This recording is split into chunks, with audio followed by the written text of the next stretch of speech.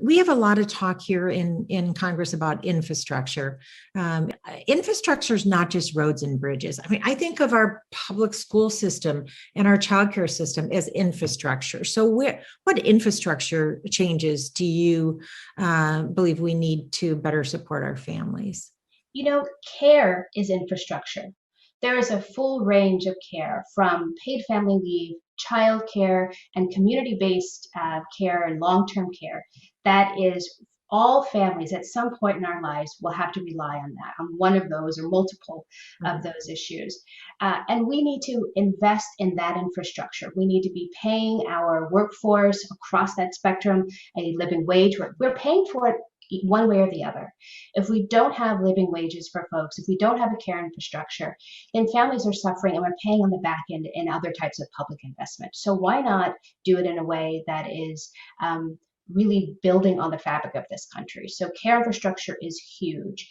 And then, of course, just I think the child tax credit is a major part. This is infrastructure in terms of young children's development. The children are the fabric of this country, and we need to invest in them now and not just assume that we're going to, kick the can down the road. Right. And I pre-COVID, one of the things that I do as a representative in Congress on the Education Committee is go into schools and talk with children and students, and it gives you hope for the future. And when you really see the potential that's there in these kids and how they can learn and thrive and become contributing members of our communities, it's very, very exciting. I look forward to those days again when I can actually be in schools talking with students and educators. It's so important. And that infrastructure, the caregiving infrastructure, there are many people, and I went through this at one point in life too, in that sandwich generation where you're taking care of kids and you're taking care of aging parents at the same time.